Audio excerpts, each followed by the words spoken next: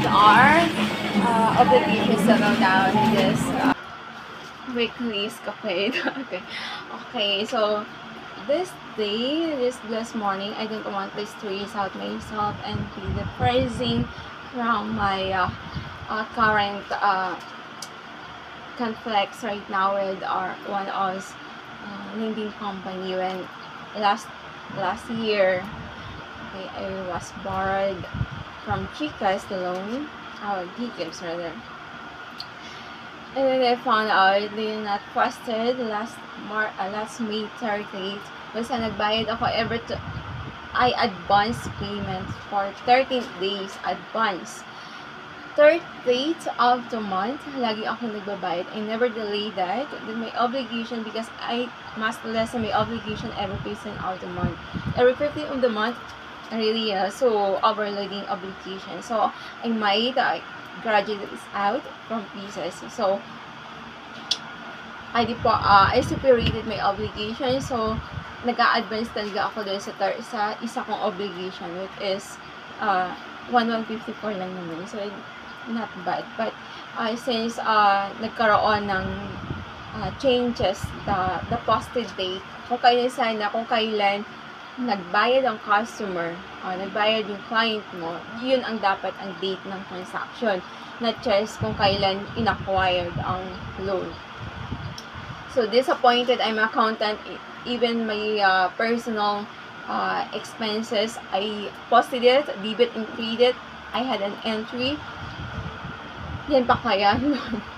So last May 30, I was on a precarious state.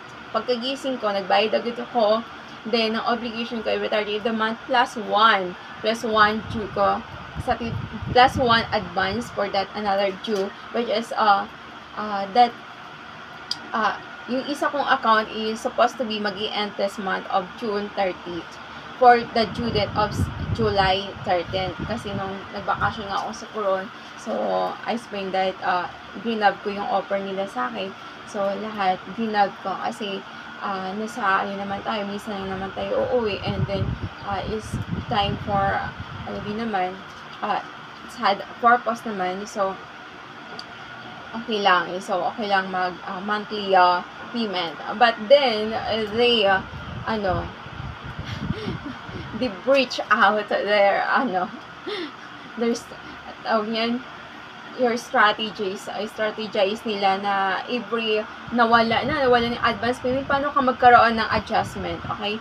Paano ka magkaroon ng adjustment entry for your clients, for customer, if you're just relying for the date acquisition, not just the payment of your customer. The transactions, dapat date of transactions, kung kailan bayad, dun ang posted ng transaction mo. That's a real time.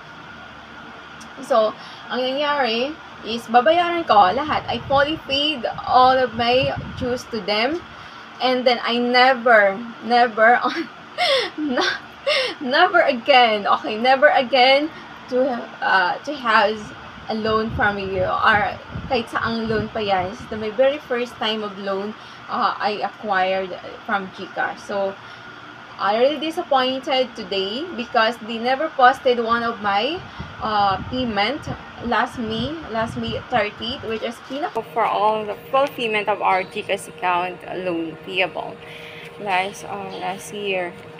So ayan, nag-withdraw po ako lahat for the payment payables and GCash loans. And waited, maliit kong kaibigan, the smallest friend that I have, Eden. Malagot, bebe. Ayan.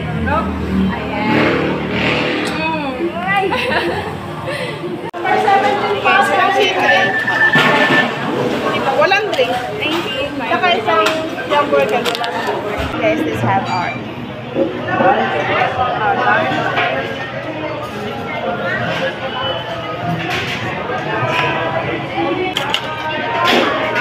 I have burgers, salad, and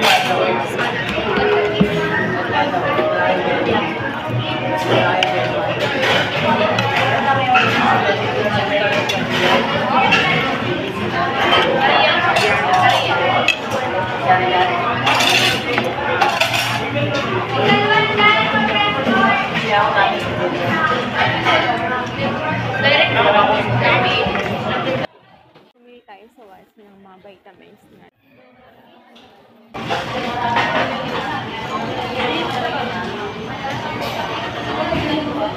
Hi guys!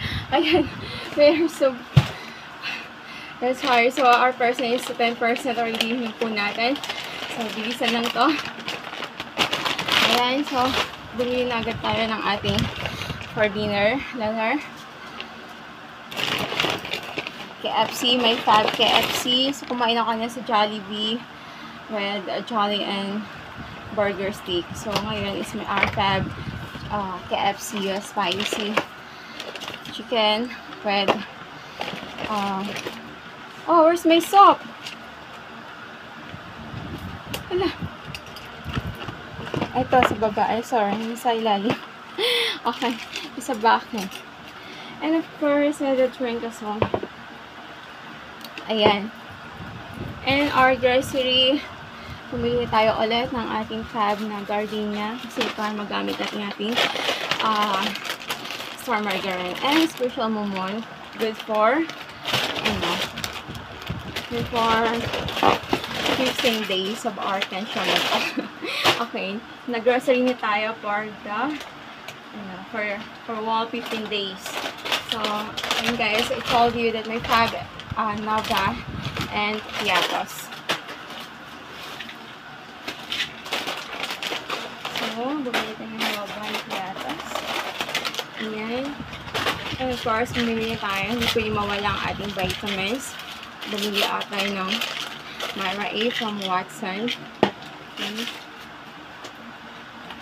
Ayan, of course, mawala ang ating fruits.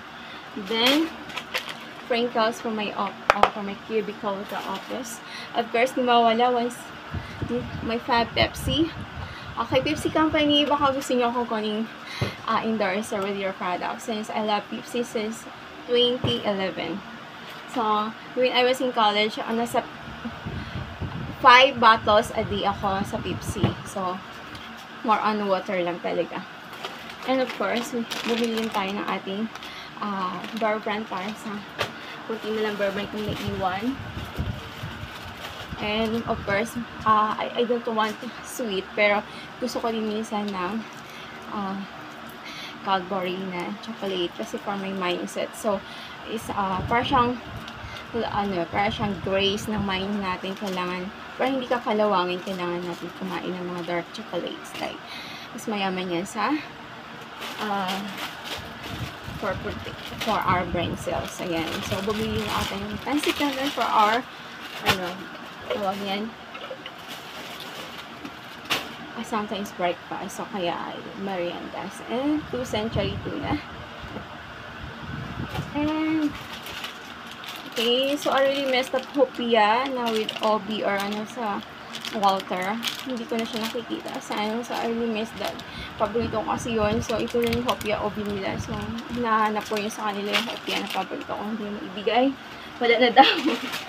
Pabili tayo ng Downy perfume for our maglalaba tayo after later on at 10 p.m. 6 p.m. pala.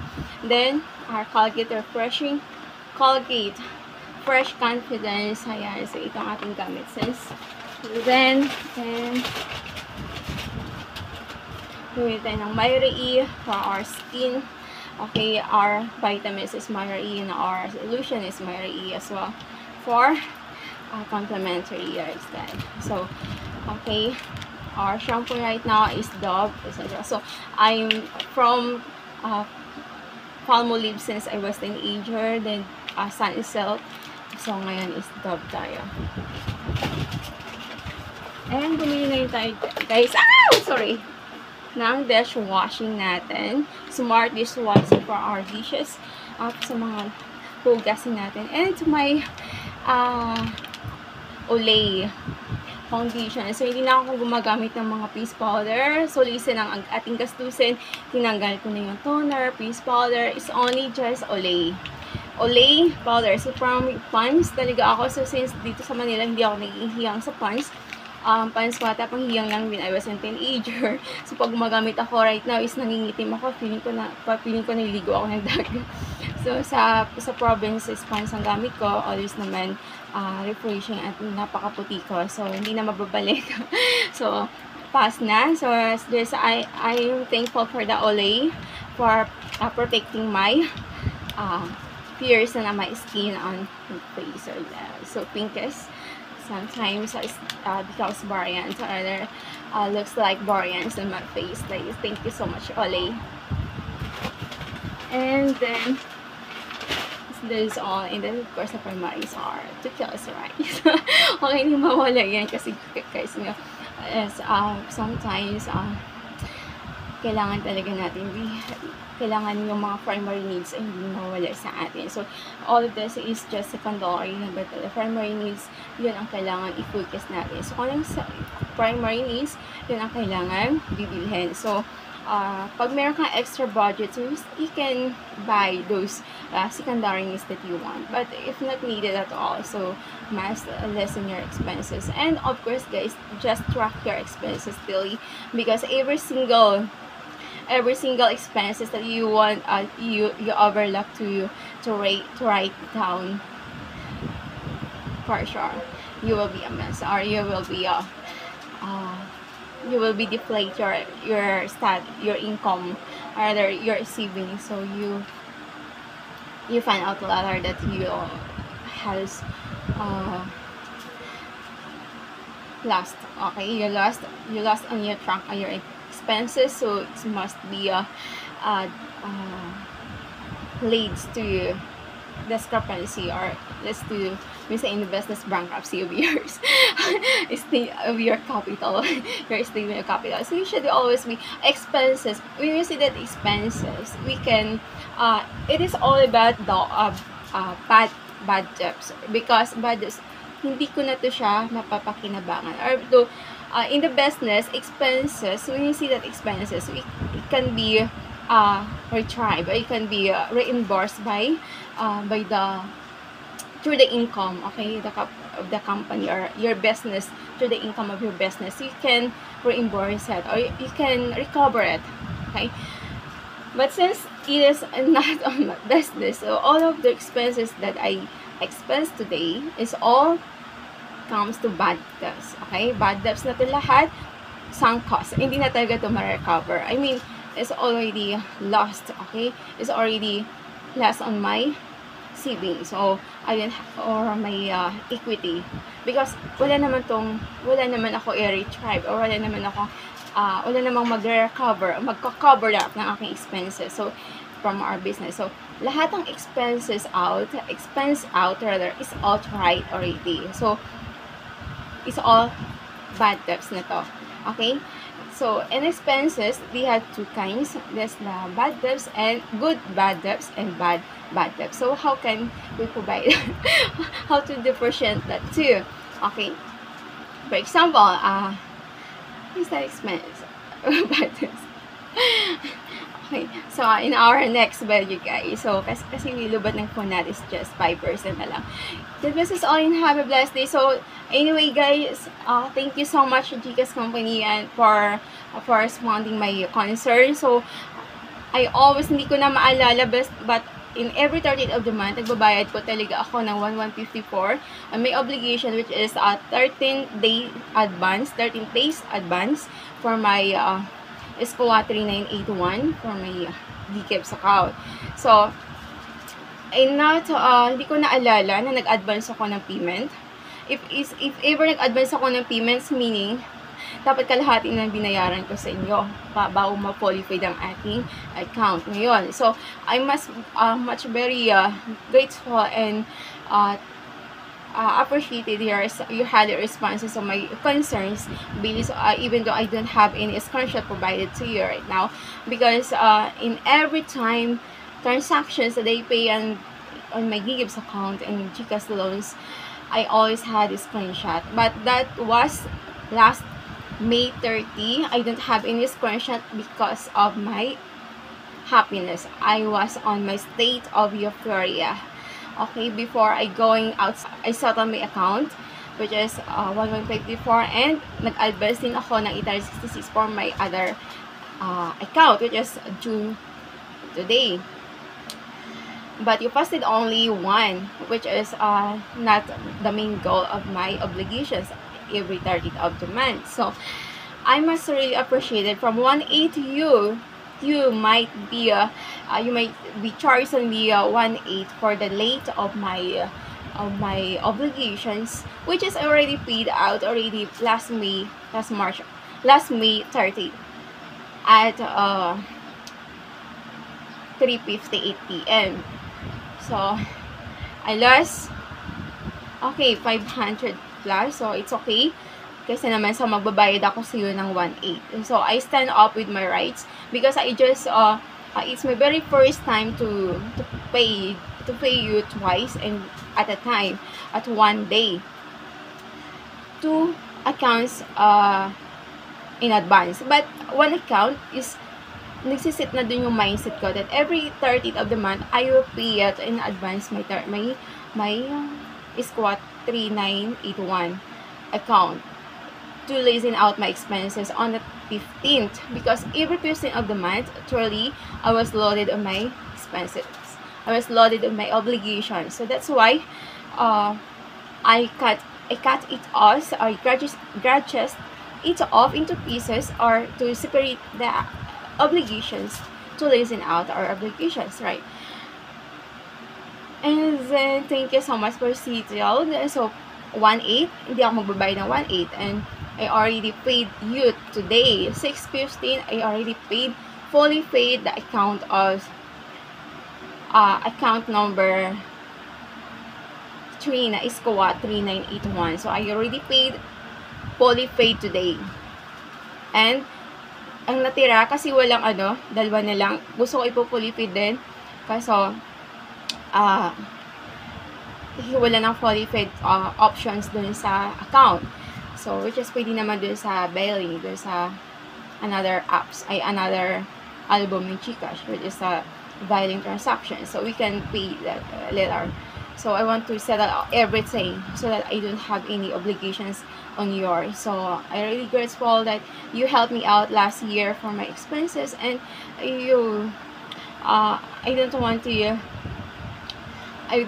speak out of bad or something unpleasant to you, but I really appreciated your kindness, and you're highly responsive of my concerns today. So God bless your business, GCash, and the these companies. Hopefully you will be serve the people with integrity and more